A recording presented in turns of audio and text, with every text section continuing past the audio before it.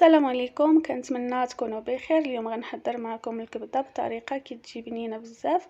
هنا عندي الكبده نحيد منها ديك الجلده الفوقانيه.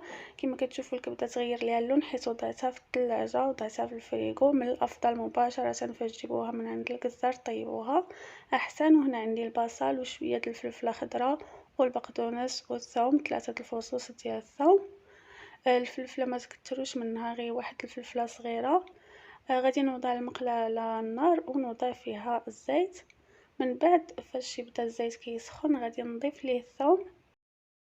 ما نخليوش الثوم يتقلى بزاف حتى يتغير ليه اللون، غير شي شويه. وغادي نضيفو عليه البصل. من الافضل ديما نديرو الثوم هو الاول، كيطلق واحد الريحه زوينه وكيبنن لينا الاكل. دابا غادي نضيفو البصل. كميه البصل اللي درت 2 حبات متوسطات الحجم، الكل نصف كيلو ديال الكبده، او ممكن حبه كبيره ديال البصل كافيه.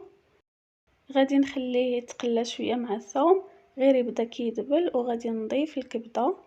باش على ما طيب الكبده البصل كيكون خدا اللون ديالو وكيطيبوا لي دقه وحده، يعني حتى شي حاجه ما كتحرق عندي.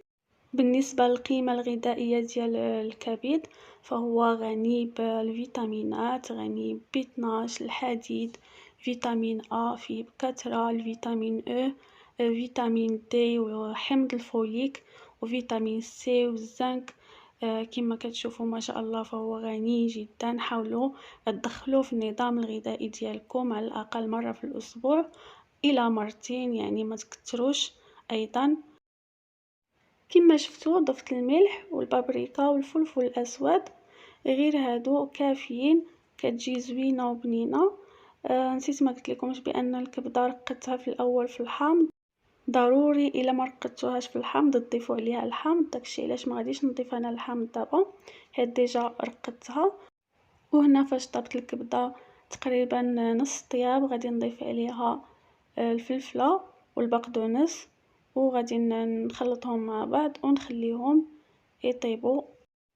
الفلفله والبقدونس ما كيبغيوش الطياب بزاف، بالخصوص البقدونس كنضيفوه في اخر مرحله باش كيبقى محافظ على ديك الريحه ديالو والنكهه ديالو.